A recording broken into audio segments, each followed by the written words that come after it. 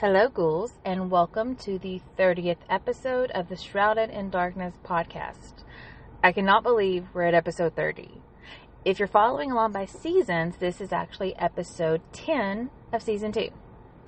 Now, last week, my plan was to discuss the Austin yogurt shop murders, but I decided to do something a little different today. Don't worry, that episode will still come to you guys next week. I just need to do a little more research first.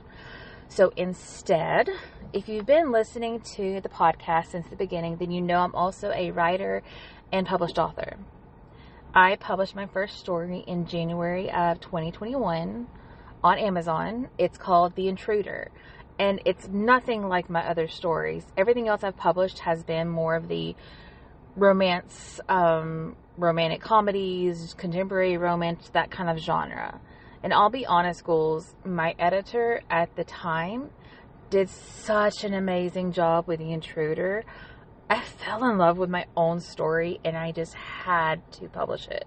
I had to get it, out in the public, even though it's a super short story. So today, I'm going to read that to you. And honestly, it fits right in with our cases. It's got some crime, and even though it's fictional, it has a creepy and suspenseful aspect to it. And I really hope you enjoy. And again, it's called The Intruder. So let's get into this. Serenity jolted from a peaceful sleep, wondering what had awakened her. She reached for her phone on the bedside table to check the time. It was still dark, much too early for her morning alarm. No storm raged outside to explain her sudden awareness and pounding heart. When she turned the phone over to reveal the brightly lit screen, all traces of sleep instantly fled her body. The phone was active and in camera mode. That's odd, she thought. She'd spent a portion of her savings on a nice digital camera, so she never used the one on her phone. She preferred to use her phone as little as possible, and then only on the rare occasions when online communication with clients wouldn't suffice. Examining the screen closer, she saw a photo of herself on the screen. Curious, she scrolled to the next, which was another photo of her, but in different clothes and in a different setting. She continued to scroll only to be flipping through an entire gallery of herself. She cringed as she realized the extent of coverage of her daily life. There were photos of her in bed sleeping, sitting at her computer, and walking around her neighborhood. All of them occasions where she wouldn't have or need her phone. Serenity lived a perfect life of solitude in a quiet North Carolina suburb. After her parents' deadly vehicle accident last year, she desperately desired a change. She'd hated being close to all the memories, so she used her inheritance and savings to relocate. Now she worked from home as a graphic designer for an online company. No in-person meetings, no family, and certainly no social life. The few neighbors she had were friendly, but they all kept to themselves. There was no way anyone could have had access to her phone, let alone a way to enter her house without her knowing. She loved her new life, and up until now, she thought she was safe. But that had all changed when she woke up to those pictures.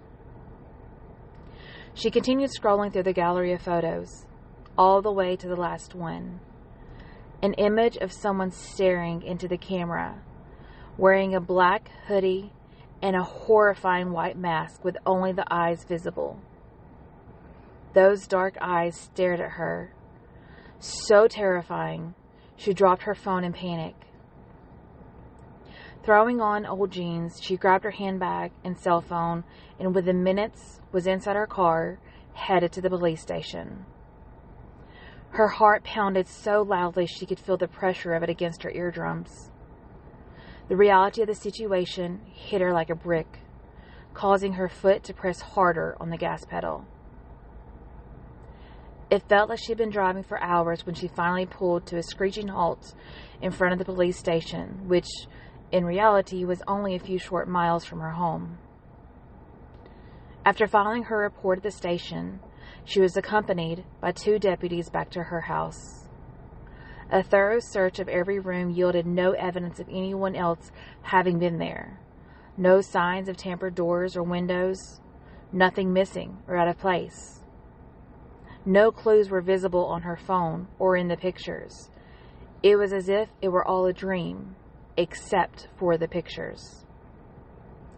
Before leaving, the officer suggested having someone stay over for a few nights, simply as a precaution. A little embarrassed, Serenity confessed to having no one to call on or depend on. So one of the officers, Deputy Palmer, was kind enough to leave his direct number. She was thankful for that small piece of security. A week passed with limited sleep. Every time Serenity closed her eyes, those soulless ones behind the mask appeared. She spent most nights working on her computer, opting for daytime naps when the safety of the sun made rest easier. She hadn't even stepped foot outside her house since the day she made the police report. Startled by a knock at the door, Serenity peeked through her front window, relieved to see Deputy Palmer self-consciously standing there in his police uniform. "I was in the neighborhood and thought I would check on you. See how you were holding up," he explained through her half-open door. "Thank you, that's thoughtful of you." She stood aside to welcome him in. "I'm taking things day by day.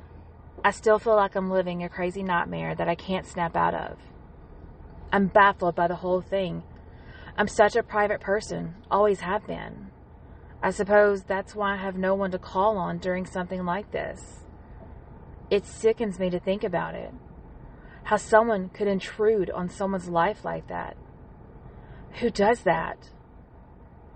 She hadn't intended to gush on so much, nor had she planned on the tears that were falling. She apologized, her face flushing beet red. She hated appearing weak. She was anything but. The officer gently guided her to the nearby leather couch. "I know this has been difficult for you, Serenity. I wish there was something more I could do, but your circumstances are unusual. There's nothing that can tie someone to any of this. I've worked similar cases where it involved an ex or an affair. Those have a clear motive, but your case doesn't. Even though my partner doesn't see a threat, my gut says otherwise. I'm not certain this was a one-time thing." Serenity smiled, and for the first time, studied the kind man's face. He seemed to be close to her age, mid-20s, with messy, jet-black hair, olive skin, and a muscular build. There was something comforting about him and his demeanor. He made her calm. She mentally shook away the invading thoughts. "Something definitely feels off," she agreed. "I have such an uneasy feeling, constantly worried he'll return." The two spoke for a bit longer before saying their goodbyes. He began making regular visits, often surveying the area around her home, ensuring there had not been any recent activity. She was grateful for the peace of mind he brought. They would chat more each time. It surprised Serenity how much she enjoyed the company when she had always been such a loner. A month crept by and everything had returned to normal. Serenity was back to the grind on her computer, nonstop with deadlines on her clients' projects. Perhaps it was the fatigue from the heavy workload, but she began to be able to sleep at night again. She'd even started back walking the neighborhood. She missed her walks with the sun shining on her pale skin, the wind gently blowing through the trees, and the birds happily chirping. This was when she felt most relaxed. Only her and the asphalt beneath her old tennis shoes. The rest of the world faded from existence. Serenity abruptly woke to a thunderous boom outside her bedroom window. A storm had settled during the night, bringing with it a torrential downpour and power outage, leaving the house eerily dark. She reached for her phone to check the weather and instantly froze in fear. Her grip tightened around the device, turning her knuckles white. Instead of her familiar background, a pair of menacing eyes stared back at her from behind that same white mask. With trembling hands, she reluctantly scrolled through the photos. The photos were more intimate, more explicit this time. There were images of her showering and dressing in the morning, some of her getting ready for bed at night. They were far worse than anything she'd imagined, and from various vantage points within her home. Her tears poured as hard as the rain pounded the ground outside. Without any hesitation, she called Palmer. He answered after a few short rings and promised to rush over. Before he even knocked, Serenity swung open the door and threw herself into his arms, clinging to him despite his soaked clothes. He gently wrapped his arms around her quivering body. "You were frantic on the phone. I couldn't make sense of anything you were saying. What's going on? What happened?" "He came back," were the only words Serenity could muster the breath to speak. She repeated the statement over and over through her heavy sobs. Unable to ease her cries, Palmer pulled her over to the familiar couch and sat down beside her, allowing the emotional breakdown to continue. As the sun peeked over the horizon, Serenity had calmed her nerves, her friend never leaving her side. Together, they phoned in the report. With this being the second incident, police officers scoured the area and questioned any nearby residents that were at home. Much like Serenity's phone, they were of no help. Thereafter, it became normal routine to see patrol cars circling the neighborhood, always on the lookout. Serenity became even more of a recluse, rarely leaving her house. 2 months had passed since the first time she found the pictures. The intruder had been in her home at least 8 times according to the timestamps indicated on her phone. Each occurrence had grown worse, the intruder becoming more comfortable with each invasion. The phone contained everything from simple photos of her walking the block, to her taking showers, to him being mere inches from her face as she lay sleeping in bed. Another stormy night took out the power again. With a small flame of a candle, Serenity checked her doors and windows before turning in. This had become a nightly occurrence, a compulsion after all she'd endured. Thunder wasn't what woke Serenity from deep sleep this time. It was an ice-cold touch as someone tied her hands behind her back. As her senses rushed to life, she squirmed and tried to scream, only for thick duct tape to cover her mouth. Soon after, she felt similar soft fabric tighten around her ankles. In front of her sat her nemesis, the intruder. She immediately recognized the same horrifying mask that covered the same soulless eyes. She stared in silence, her heart raced, and her breath quickened as the seriousness of the situation sank in. This was not a nightmare. This was her reality. "Sweet Serenity, you're a fascinating creature," came a familiar voice. "You've remained clueless as to my identity, which only makes me more intrigued. Since the day you moved in, I have watched you from afar. You see, I live a mere 2 houses down the street. We're practically neighbors, yet you've never acknowledged my existence." His voice grew more sinister as he continued. "Even on your little walks, you would traipse right by my yard, wearing your skimpy tank top and shorts. Shows how obtuse you truly are, how you pay no attention to anything or anyone around you. No wonder you have no one to turn to. Such a sad and pathetic life you live, Serenity. This is your doing. You are the only one to blame." He repositioned himself closer to his prey, sharing the bed with her as if it were the most natural thing in the world. He ignored her fidgeting and continued with his gloating revelation. "For months, I've left hints for you, trying to show you how close I was. Near-empty milk jugs left in the fridge, a book or a pen out of place. I even occasionally moved your dirty clothes that disgustingly littered the bedroom of an otherwise tidy home.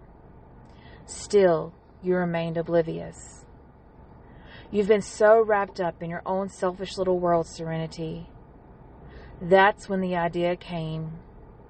The way to get to you, your phone. Contrary to most people in our corrupted society, you were never glued to it.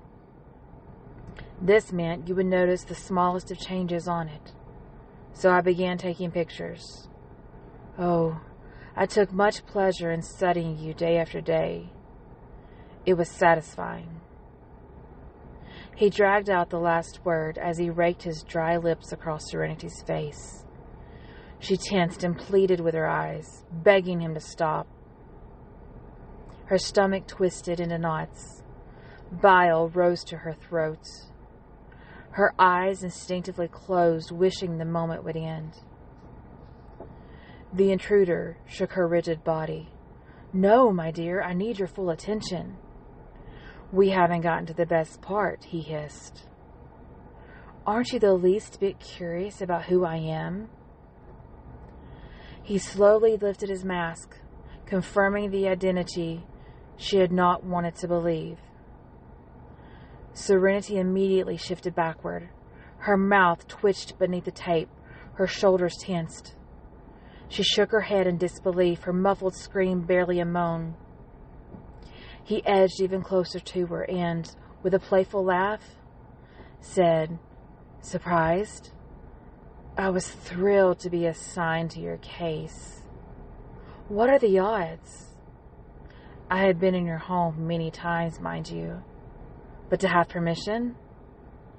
You even called on me during your little breakdown, hoping for my protection.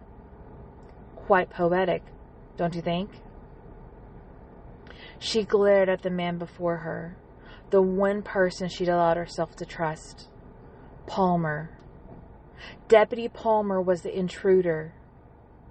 Through her cries, she demanded to know why. Her garbled request was for the most part unintelligible. Still, he was able to discern her question. "It's quite simple. You see, my last victim grew rather boring. I lost interest in her much too quickly. In the end, she didn't even put up a fight, which made the cleanup quite easy. One of the perks of being a police officer.